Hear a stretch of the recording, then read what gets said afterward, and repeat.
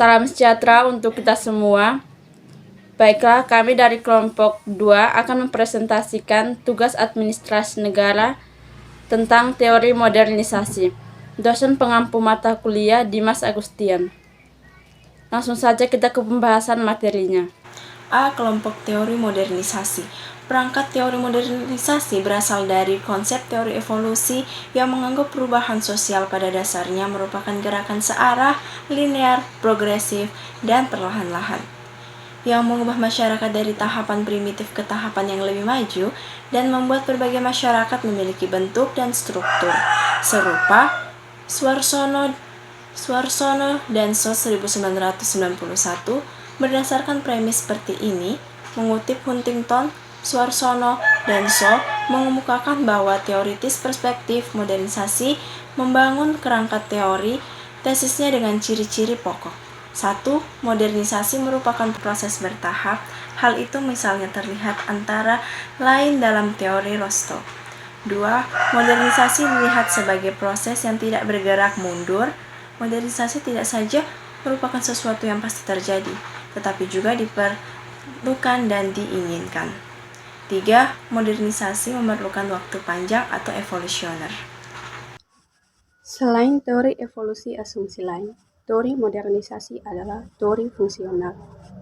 Suarsono dan Shaw menjelaskan bahwa teori fungsional memberikan tekanan pada keterkaitan dan ketergantungan lembaga sosial, pentingnya variabel kebakuan dan pengukur dalam sistem budaya, dan adanya kepastian keseimbangan, dinamis stasioner, dan perubahan sosial.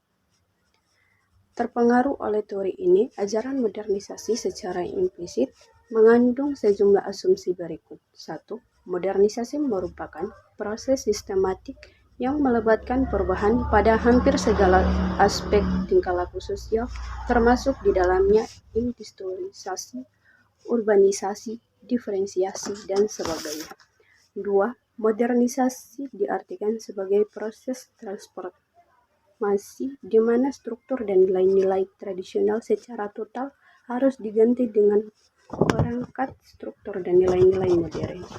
3. Melibatkan proses yang terus-menerus atau teori modernisasi seperti teori Max Weber tentang etika Protestan, teori David Magellan tentang dorongan berprestasi, dan sebagainya. Namun pada uraian berikut ini hanya dijelaskan 3 teori modernisasi, yaitu teori Niels Melzer tentang diferensi struktural, teori Howard Domar tentang hubungan serta investasi, dan teori Rostow tentang tahap-tahap pembangunan. 1. Teori Niels Melzer tentang diferensi struktural modernisasi menurut Wilber ialah suatu transformasi secara menyeluruh masyarakat tradisional atau masyarakat pra-modern yang corak teknologi serta organisasi sosial berkaitan seperti apa yang terdapat di negara-negara dunia barat yang maju, makmur dari sebagai segi, dan secara relatif stabil dari segi politik. Long 1987. Yang kedua, teori Harold Domar tentang tabungan dan investasi Budiman tahun 1995 mengemukakan bahwa salah satu teori ekonomi pembangunan yang sampai sekarang masih terus dipakai, meskipun sudah dikembangkan secara lebih canggih, adalah teori dari Evesey, Domar, dan Roy. Harold, kedua ahli ekonomi ini yang bekerja secara terpisah, mencapai kesimpulan yang sama, yakni bahwa pertumbuhan ekonomi ditentukan oleh tingginya tabungan dan investasi. Kalau tabungan dan investasi sudah lebih rendah, pertumbuhan ekonomi masyarakat dan negara tersebut juga akan rendah.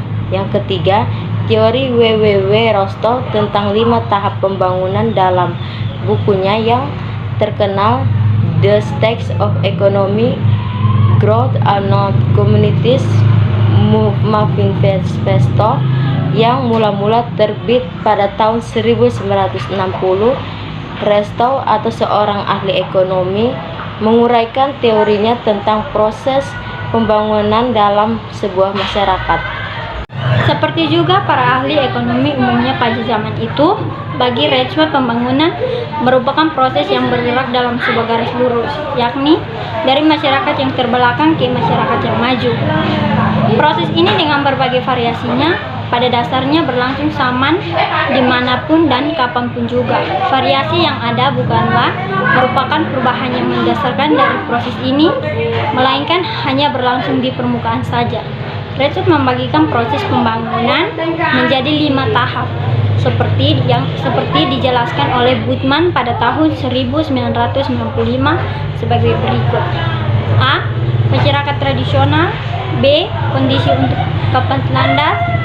C. Lepas landas. D. Bergerak kedewasaan. E. Zaman konsumen masalah yang terjadi.